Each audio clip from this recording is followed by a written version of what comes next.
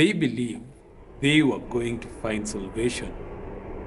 But for some, salvation came at a devastating price. More than 350 bodies and counting have been exhumed.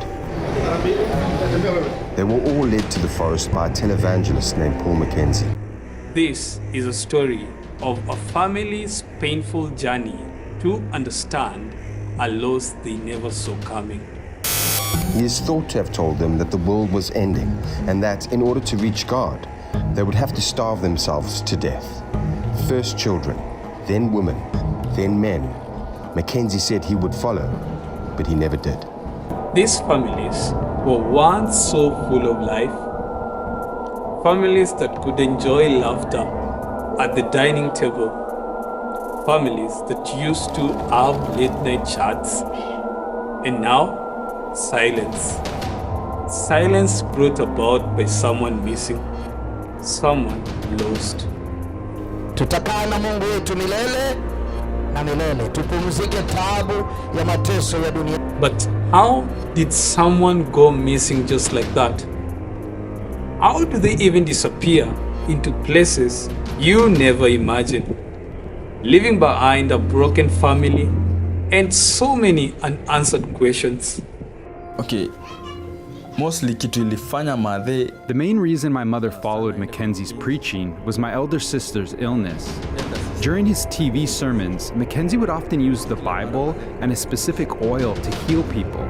Majority of the victims had shown some signs, small ones. They were searching for something more.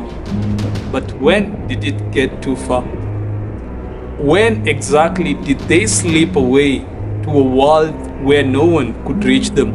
Paul MacKenzie's message would have first started out as what we would consider an instance of religious diversity, right? Because it doesn't just start off as an end of times. We then see it moving into a space of deviance. Education is evil. And then later on we see it moving into a space of danger. Lakini shetani amedhihirika katika roho ya uke zaidi. Hallelujah. Now, it's difficult to predict what the progression will be, because not all diverse iterations of a mainstream religion will become deviant, and not all deviant iterations of a mainstream religion will become dangerous, but sometimes they do. But to understand how they could be manipulated, you have to see it from the inside.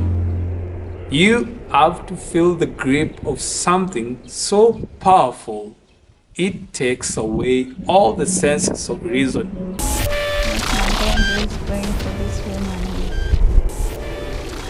at our house in Malindi. This was the choir, and I can't even see myself. I was here. Where are you? Here. What was the church like? Back then, the church, it was live, you know, and we were feeling God's presence.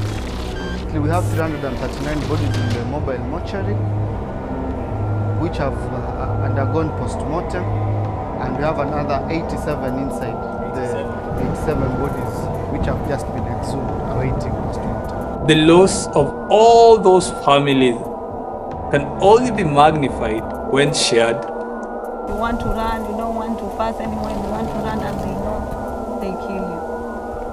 So your brother-in-law was a part of a death squad. It brought together families from all walks of life within Kenya and outside East Africa with one main objective: to find the truth, no matter how long it will take.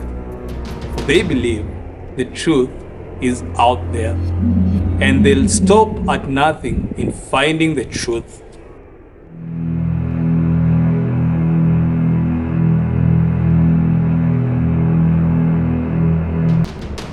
None of the families will ever get the answer they need, but they refuse to let go, not because they'll ever recover their relatives, dead or alive, but because they believe there are some truths to be uncovered For many families shattered by a tragedy such as this one, there is always no easy way out. But one thing is for certain, this story is far from over.